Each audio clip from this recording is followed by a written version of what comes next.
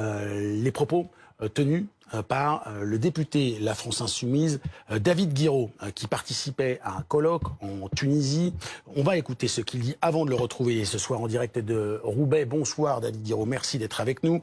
Vous avez notamment évoqué le cas en revenant sur les attaques du Hamas, ce bébé israélien qui aurait été mis dans un four, et vous accusez les médias de reprendre la propagande israélienne. On écoute ce que vous avez dit à Tunis et puis on en parle après. Mais en attendant, ils retransmettent ces éléments-là. Hein. Le bébé dans le four, ça a été fait, en effet, par Israël. La maman éventrée, ça a été fait, c'est vrai, par Israël. Pendant en 40, je crois que c'est Sabra et Shatila.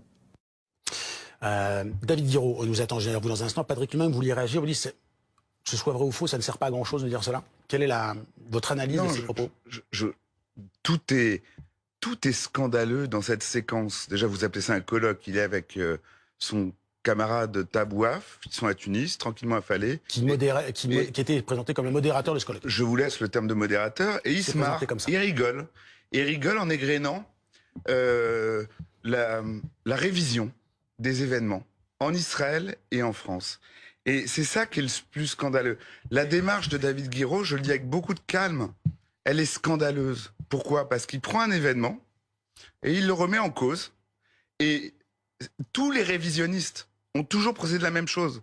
Ce qu'il dit d'une manière... en plus, il dit sur un point n'importe quoi sur Sabra et Shatila, mais peu importe. Il confond tout, il fait des amalgames pour à la fin arriver à quoi? Il n'y a pas eu de massacre le 7 octobre. Tout ce qu'on vous dit est faux.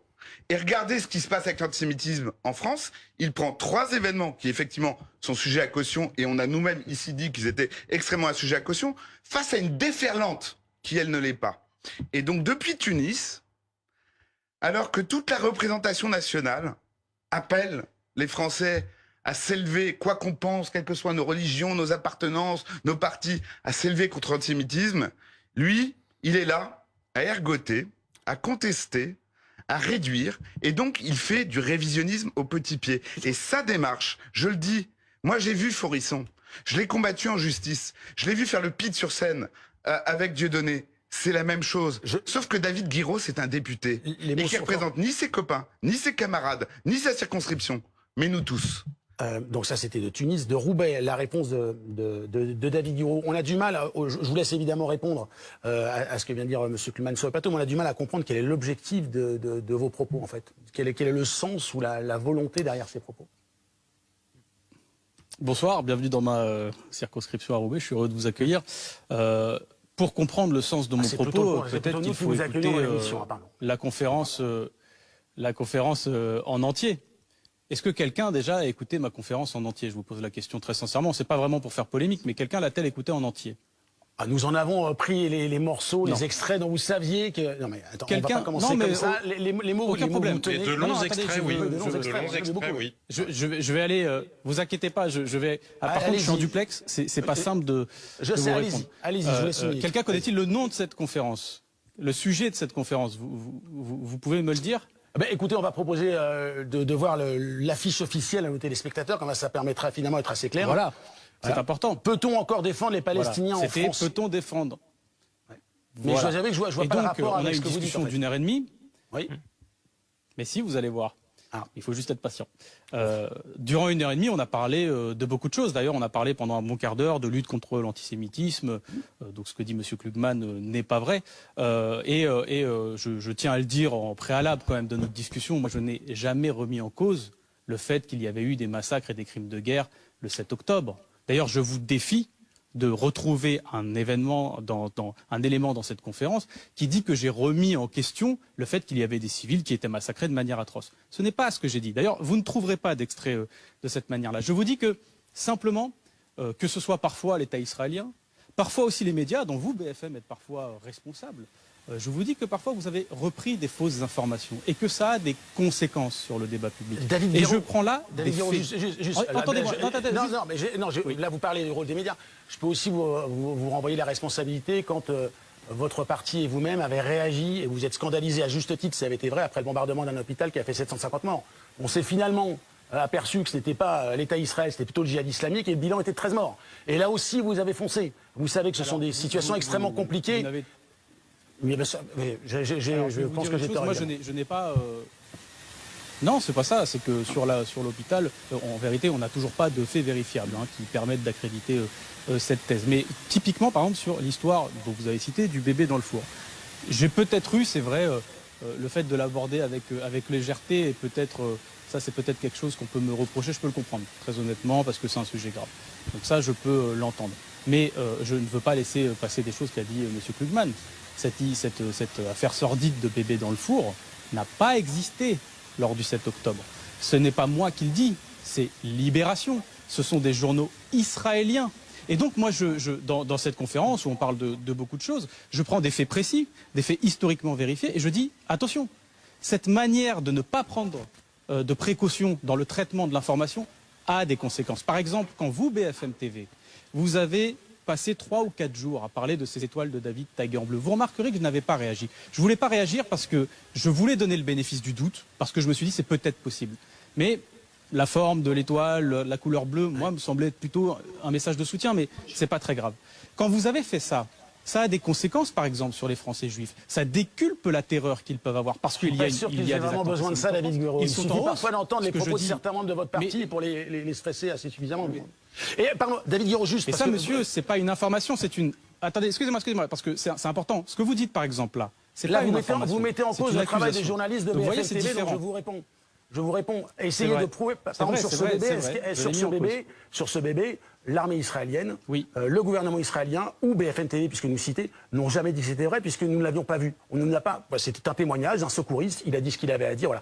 Je reviens vers vous, David Guiraud, parce que c'est intéressant, mais M. Klugman et Jean-Sébastien Ballou, regardez, le temps de vérifier une information, qui est beaucoup plus long que celui des politiques. Intellectuellement, justement, ce que vous fait M. Guiraud, M. Klugman d'abord. Ce que fait M. Guiraud est pas. J'arrive, M. Guiraud. M. Klugman. Il se jette.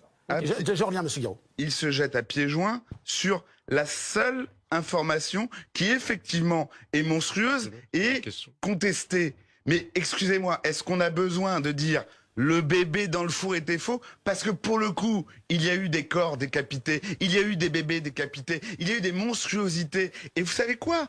Ça a été produit par le Hamas. C'est les images GoPro du Hamas. Alors moi, je voudrais une chose. Je sais qu'il y a un député, un collègue de M. Guiraud. Je crois que c'est mardi. Il est le président du groupe d'amitié France-Israël. Il organise la diffusion de ces images produites par le Hamas. Des massacres perpétrés par le Hamas. Est-ce que M. Guiraud veut bien nous faire la gentillesse, avant de se réexprimer là-dessus, de se rendre à cette diffusion à l'Assemblée nationale auquel il peut avoir accès, contrairement à nous, et de regarder la réalité. Et au lieu de se jeter avec une jubilation sur les seuls faits contestables, comme nous sommes écrasés par des faits qui, eux, ne le sont pas, elle est là, la malhonnêteté intellectuelle. Vous vous jetez avec une jubilation sur les seuls points qui sont contestables ou contestés, et vous occultez, et vous en servez pour occulter ce qui nous arrive en ce moment. Monsieur Klugman. Réponse de M. Guiraud.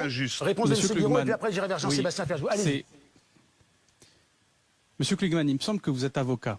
Pour vous, les faits, c'est pas quelque chose avec lequel on peut jouer. Et les mots, c'est pas quelque chose avec lequel on peut jouer. Sur, par exemple, cette histoire du bébé dans le four, c'est pas une version qui est contestée.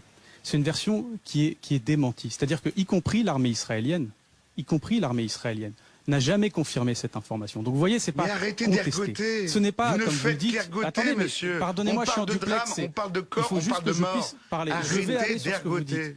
Vous avez raison.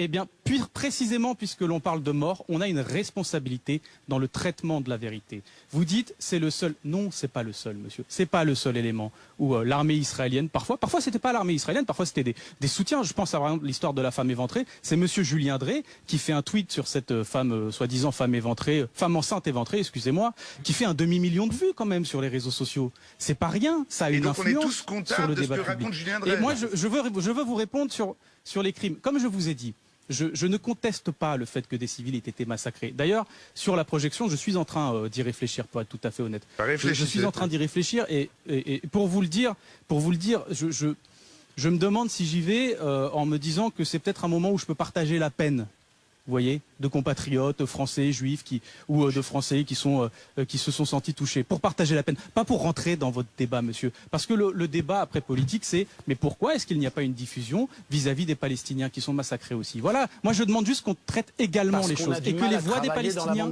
comptent aussi.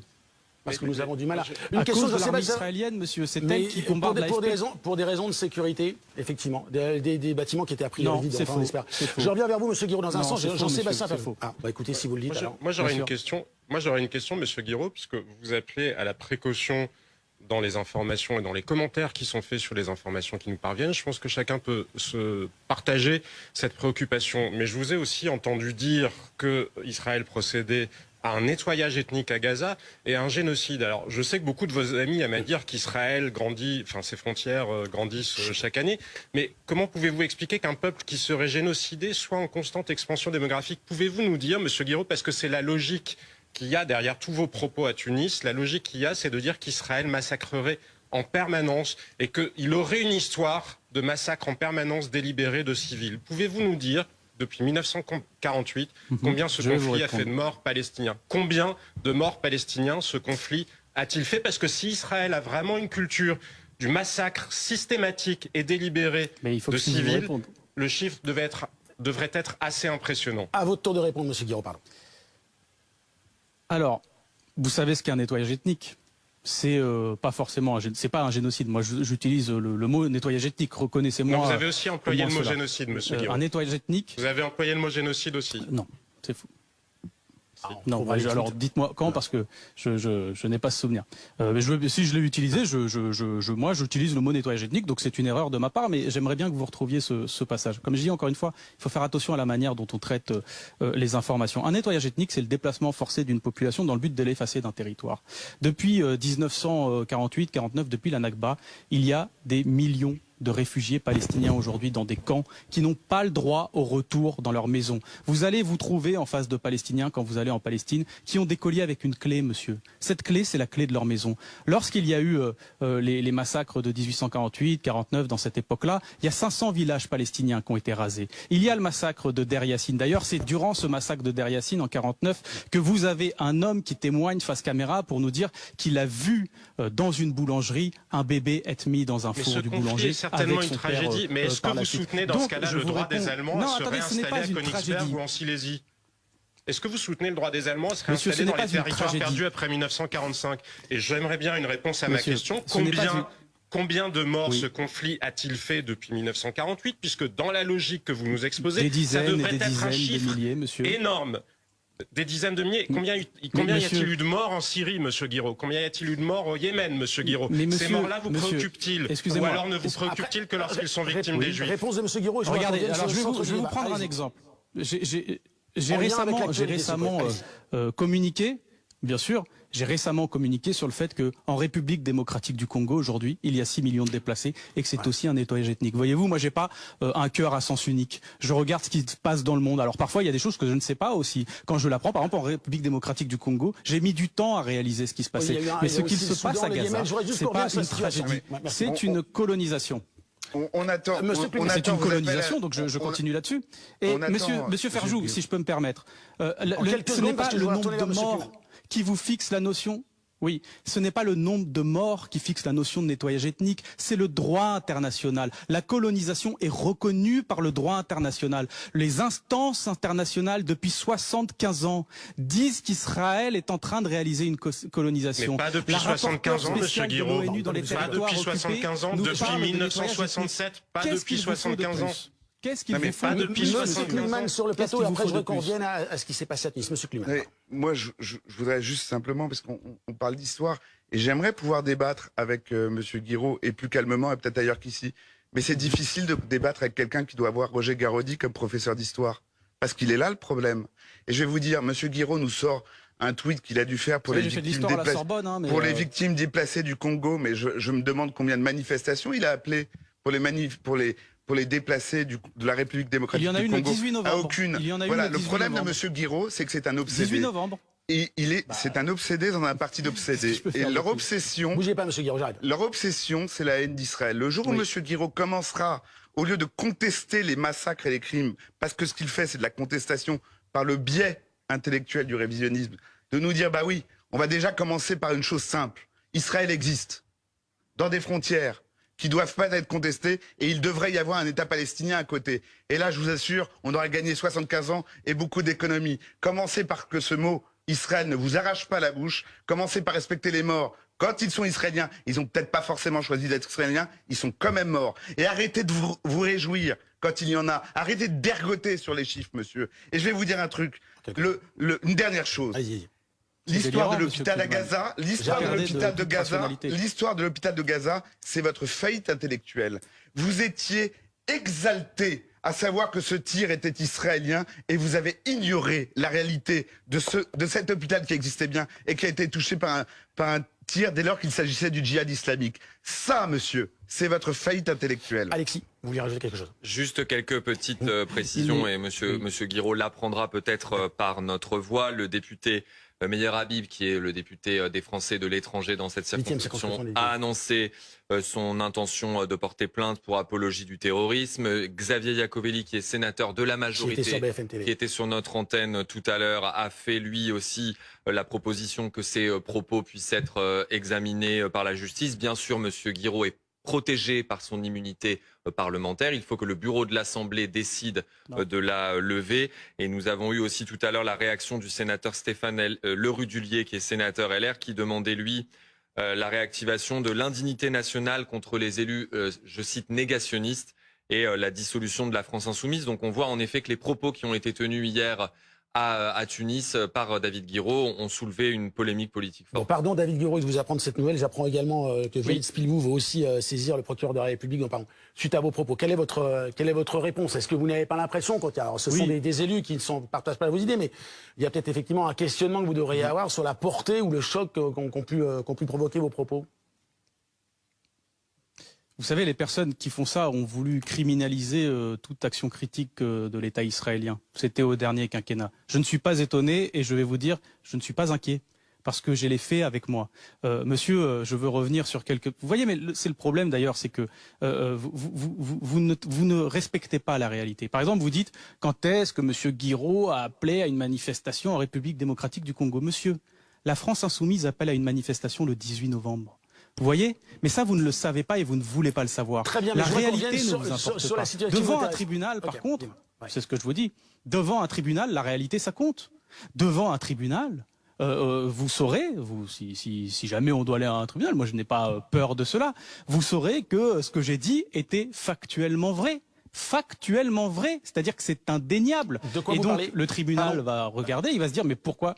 De quel fait vous parlez? Pardon, rapidement, juste pour par préciser, exemple, parce que comme les échanges sont parfois cette histoire, Oui, pardon.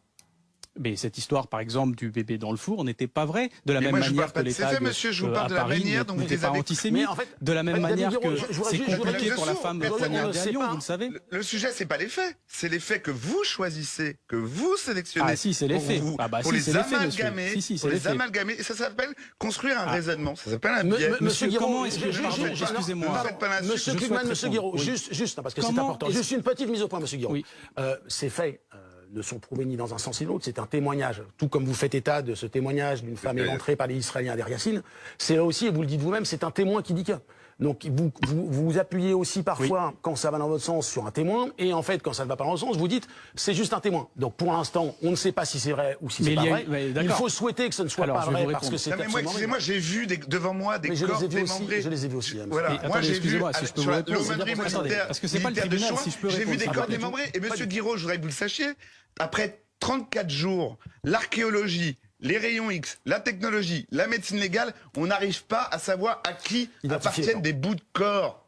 À qui ils appartiennent. Donc vous pouvez toujours sauter à pieds joints sur le bébé dans le four qui n'a pas existé. Le problème n'est pas ce qui n'a pas existé. Le problème est ce qui a existé et avec lequel vous semblez avoir effectivement un problème. Mais moi, je reviens à la question de tout à l'heure. Si je peux répondre, mais c'est moi, allez-y, monsieur Guiraud. Je ne demande qu'à répondre. Hein. Allez-y, monsieur Guiraud. Allez-y, le but, c'est effectivement qu'on vous entende, vous invitez pour ça. Donc allez-y. Oui, je vous écoute. Je vous remercie. Je suis, pour être honnête, je suis très choqué qu'un avocat déclare en direct à la télévision, devant des centaines de milliers de personnes, que l'important, c'est pas les faits. Monsieur, quand vous êtes dans un tribunal, vous discutez de quoi? Arrêtez de dénaturer. Non, c'est pas ce qui a été dit. Tout ce qui est dit. Mais vous êtes discutez d'une malhonnêteté. de quoi? au moins, vous C'est êtes ce que vous malhonnête avez en dit. direct. Au moins, on peut vous reconnaître ce talent-là. Mais c'est insupportable ce que vous faites. C'est un verbatim, je l'ai noté parce que je suis choqué par ça. Mais continuez Monsieur, de noter. les faits, c'est important. Oui, c'est comme quand vous déclarez que ça était dans Sabra et Shatila. Les faits, c'est important. Sauf que quand les faits vous sont opposés, vous en changez. Mais attendez, monsieur. C'est vrai. Monsieur Guiraud, et après on repassera sur monsieur, allez-y. C'est terrible. Vous voyez, je vais vous dire une chose. Oui, vous avez des gens sur Sabra, mais encore une fois, moi je m'attache à la vérité historique. Oui. Sabra et Shatila, vous avez des gens comme Pierre Péot. Vous avez des gens comme Jean Genet, qui sont les premiers reporters à avoir mis un pied à Sabra et Shatila après les massacres de Sabra et Shatila. Je précise, ce sont deux camps palestiniens ce sont des phalanges phalanges. ont été avec... Deux camps massacrés. Voilà, en 1982. Deux camps par des phalanges libanaises chrétiennes. Et qu'est-ce qu'il s'avère? Vous savez? Eh ben oui, vous la connaissez. Mais donc vous savez que ces phalanges étaient encadrées, formées, nourries par l'armée israélienne. Que l'armée israélienne leur donnait les ordres. Et attendez, je finis. Que vous savez, je vais vous donner juste une anecdote pour que vous compreniez. Une anecdote. Et on n'invente pas. Attendez, je finis. Monsieur Klugman, je suis en duplex. Soyez. Allez-y, on essaie d'avoir un échange le plus naturel possible. C'est parfois compliqué, mais allez-y, monsieur Guiraud. Après, l'armée israélienne était tellement impliquée dans Sabra et Shatila qu'elle amenait des projecteurs pour allumer, pour éclairer la nuit les camps pour que les massacres aient lieu. Comment vous pouvez dire que Tsahal n'était pas impliqué là-dedans? Vous voyez, c'est la différence entre vous et moi. Moi, je m'attache à la vérité historique. Et je n'ai jamais nié, je continue là-dessus, je n'ai jamais nié que le 7 octobre, il n'y avait pas eu de massacre. Je vous défie de trouver une déclaration dans laquelle je relativise les massacres de civils du 7 octobre. Comment je pourrais le faire vu que j'ai condamné des crimes de guerre? Comment est-ce que je pourrais condamner un crime de guerre en niant qu'il y a eu un massacre? Dites-moi par quel procédé rhétorique j'aurais procédé, par quelle magie du verbe j'aurais procédé. Par exemple, monsieur Guiraud, je vais vous répondre. Vous niez la réalité des massacres du 7 octobre en sautant à pieds joints et répétitivement, ce qui finit par nous lasser d'ailleurs, sur un fait qui est, comme vous le dites, qui n'a pas eu lieu, ce qui revient à contester ceux qui ont réellement eu lieu. Voilà le procédé rhétorique. Excusez-moi, monsieur Guiraud, monsieur Klugman, Jean-Sébastien Ferjou, s'il vous plaît. Moi, je reviens. Alors déjà, je voudrais signaler que sur le terme génocide, puisque vous êtes attaché aux faits, vous l'avez employé effectivement par tweet, et un certain nombre de téléspectateurs sont en train de le constater. Où ça et de faire remonter. Vous regarderez sur Twitter, sur X, vous verrez que les téléspectateurs ont retrouvé je vais bien retirer, par tweet. Donc, bref, mais ça n'est pas là où je voulais en venir. Là où je voulais en venir, monsieur Guiraud, c'est que ça n'est même pas le point Sabra et Shatila ou je sais pas quoi. Il ne vous aura pas échappé qu'en Israël, ça a été un énorme scandale moral. Qu'il y avait une commission d'enquête qui s'appelait la commission Kahan, qui a mis en cause plusieurs ministres. La démocratie israélienne n'est certainement pas parfaite. Elle a au moins le mérite d'exister et de savoir regarder ses crimes en face. Je ne suis pas certain qu'on puisse dire de ça de toutes les parties en présence. Par ailleurs, le fond de votre raisonnement, parce que je me fiche de ce que vous dites point par point, le fond de votre raisonnement, c'est que vous construisez un argumentaire pour démontrer...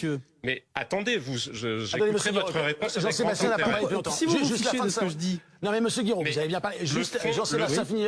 Non, ce que je veux dire, c'est que je ne veux pas revenir sur chacun des points que vous avez pu aborder à Tunis. Ce qui m'intéresse, c'est la logique, le raisonnement que vous construisez et la conclusion que vous en tirez. Ce que vous essayez de démontrer, c'est qu'Israël serait un État qui, tout au long de son histoire, aurait délibérément massacré, génocidé des civils. Et peu importe que vous utilisiez le terme avec parcimonie ou de manière récurrente, pouvez-vous, et je vous le disais tout à l'heure, ce conflit a fait 100 000 morts depuis 1948. Il y a eu 400 000 morts en Syrie, 400 000 morts au Yémen. Croyez-vous vraiment que si les Israéliens étaient des assassins les assassins assoiffés de sang que vous décrivez, il n'y aurait eu que 400 000 morts en près que 100 000 morts, en près de 80 ans. Ça suffit. Mon problème, monsieur Guiraud, c'est que vous suggérez que délibérément, les Israéliens tuent des femmes, tuent des enfants, alors que Israël, et on peut contester l'action militaire qu'ils sont en train de mener. On a le droit de critiquer Israël. On a certainement le droit de critiquer le gouvernement de Benyamin Netanyahou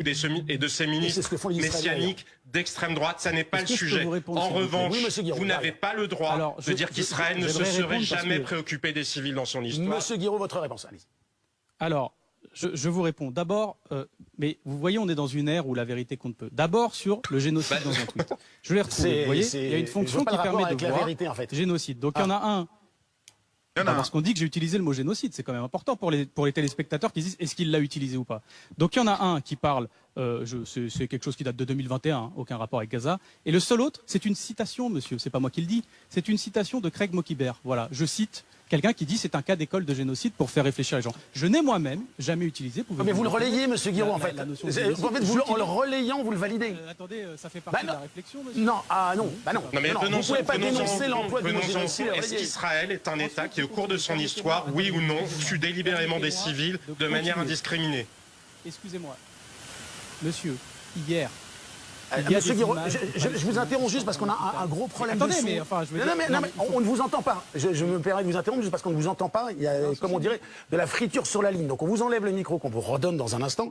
Mais au moins que, si vous voulez répondre, qu'on puisse comprendre exactement ce que vous voulez nous dire. Patrick Kuhlmann, vous vouliez rajouter quelque chose à cela? Non, mais je ne veux pas dire que nous sommes face à un manifeste de la malhonnêteté intellectuelle parce que M. Guiraud n'est pas en l'état de me répondre.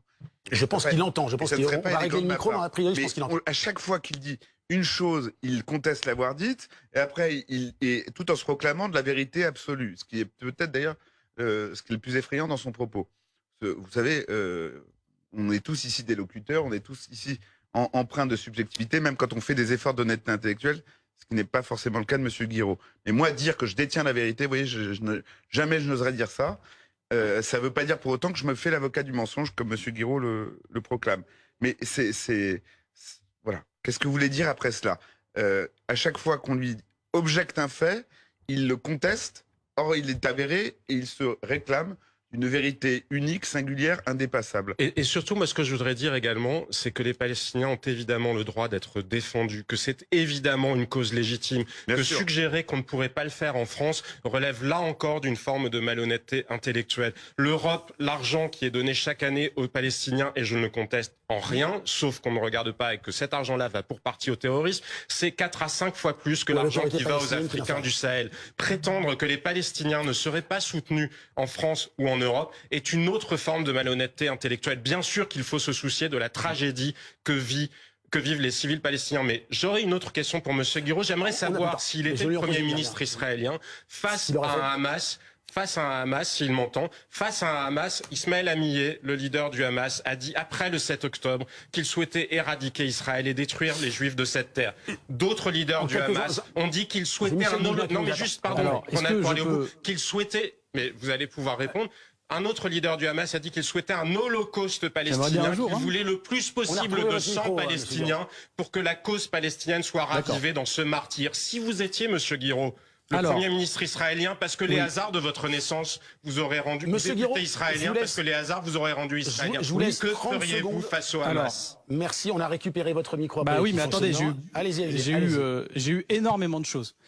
À la prochaine conférence que je ferai, je citerai cette émission comme un cas d'école. Parce que dans cette émission, on a un avocat qui me dit « je me moque des faits » et un journaliste qui me dit, je cite, « je me fiche de ce que vous dites ». Je la citerai, je vous avoue, comme un cas d'école. Et en plus, je n'ai pas dit je me fiche de ce que vous dites. Continuez de faire je ne veux pas revenir sur chacun des points de votre raisonnement. En duplex, ce qui vous savez, m'intéresse, c'est sa conclusion. ce n'est pas... Monsieur Guiraud, j'aimerais répondre. S'il vous plaît, pardonnez-moi, je souhaite répondre. C'est moi qui suis le responsable. 18h40, je vous laisse 20 secondes pour conclure, monsieur Guiraud, c'est Michel Bougelin qui m'attend. Merci beaucoup. Pour terminer. Si j'étais Premier ministre israélien, je ne financerai pas et je ne soutiendrai pas officiellement le Hamas, ce qu'a fait M. Netanyahou. Quant à ce que vous avez dit, quelque chose qui m'a choqué, sur le fait qu'Israël ciblerait pas délibérément des civils. Monsieur, hier, à la sortie d'un hôpital, des habitants palestiniens sont sortis de l'hôpital en agitant des drapeaux blancs. Certains d'entre eux ont été abattus par des snipers. Comment appelez-vous ça sinon cibler délibérément des civils? Les images sont disponibles sur le net. Parce qu'aujourd'hui, il y a quelque chose qui s'appelle les réseaux sociaux, qui nous permet d'éviter d'avaler toutes les fausses informations que vous diffusez. Et c'est bien heureux. J'ai juste une dernière question. J'ai juste une dernière question parce que je ne voulais pas poser tout à l'heure et je réalisais pourquoi vous hésitez à regarder les images de ces attaques du 7 octobre. Qu'est-ce qui fait que vous hésitez? Vous me disiez tout à l'heure que vous hésitiez. Parce que les collègues m'insultent sur les réseaux sociaux, mais je pense que je vais y aller. D'accord, ok. Eh ben, on a perdu notre temps. Vous serez le bienvenu pour en parler sur le plateau de BFM TV. Merci beaucoup David Guiraud d'avoir été avec nous ce soir. Bienvenue, je sais pas, mais merci à vous. Mais bien sûr, vous savez que vous êtes ici pour la liberté d'expression évidemment totale. Merci beaucoup David Guiraud.